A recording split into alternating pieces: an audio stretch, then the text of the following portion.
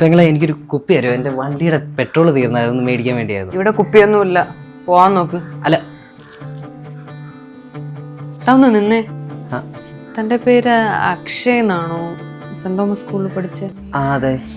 എനിക്കവിടെ മനസ്സിലായില്ല. എടാ, ഞാൻ ഐശ്വര്യ, നിന്റെ ബാച്ചിലായിരുന്നു. ആടി, ഓർമ്മയുണ്ട്.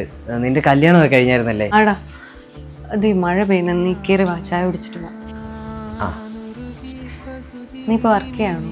ആടി, ഞാൻ ഗൾഫിലായിരുന്നു. അവിടെ ഈ യുദ്ധവും പരിപാടിയൊക്കെ അറിയാമല്ലോ. ജോലി പോയി. ഇപ്പോൾ വീട്ടിലും വിലയില്ല, നാട്ടിലും വിലയില്ല. എടാ, നീ സ്കൂളിൽ വെച്ച് അത്യാവശ്യം പഠിക്കുമായിരുന്നല്ലോ, നല്ല നിലയിൽ എത്തേണ്ടതല്ലേ? പഠിക്കുമെന്ന് പറഞ്ഞിട്ടൊന്നും ഒരു കാര്യമില്ലടി. തലയിലെഴുത്തെന്ന് പറഞ്ഞൊരു കാര്യമില്ലേ. നിന്റെ ഹസ്ബൻഡൊക്കെ എവിടെ? ഹസ്ബൻഡ് മരിച്ചുപോയടാ. ഞങ്ങളുടെ ലവ് മാരേജ് ആയിരുന്നു. ബന്ധുക്കളാരും ഇങ്ങോട്ടൊന്നും വരാറില്ല. ചേട്ടൻ മരിച്ചു കഴിഞ്ഞപ്പോൾ എല്ലാവരും പറയുന്നത് ഞാനാ കൊന്നേന്ന്. ഇപ്പം ആരും ഇങ്ങോട്ട് വരാറില്ല, വന്നാലും എനിക്ക് ദേഷ്യമാണ്. അത് സാരമില്ലടി. പിന്നെ ഈ വീട്ടിലിങ്ങനെ ഒറ്റയ്ക്ക് നിൽക്കുമ്പോൾ മനസ്സിലെ വിഷമം കൂടത്തേ ഉള്ളൂ. നീ പുറത്തോട്ടൊക്കെ ഒന്ന് ഇറങ്ങ്. പറ്റുമെങ്കിൽ ഒരു ജോലിക്കൊക്കെ പോ, മൈൻഡ് ഒന്ന് റീഫ്രഷ് ആവും. എടാ, എനിക്കിപ്പോൾ ഒറ്റയ്ക്ക് ജീവിക്കാൻ ഇഷ്ടമാടാ, അതേപോലൊരു മടുപ്പും.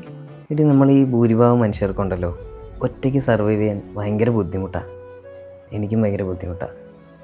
എടാ, നാട്ടുകാരിങ്ങനെയൊക്കെ പറഞ്ഞിട്ടും നിനക്ക് എൻ്റെ അടുത്തിരിക്കാൻ ഒരു പേടിയില്ലേ? എടി, ഞാൻ ഒരാളെയും വേറൊരാൾ പറയുന്നത് ജഡ്ജ് ചെയ്യാറില്ല.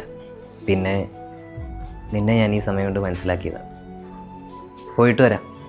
നീ കൂളായിട്ടിരിക്കുക കേട്ടോ. ആരോ പറഞ്ഞു കേട്ടിട്ടുണ്ട്, ചില മനുഷ്യർ പറയുന്ന ഓരോ വാക്കിനും ഒരുപാട് അർത്ഥങ്ങൾ ഉണ്ടാകുമെന്ന്.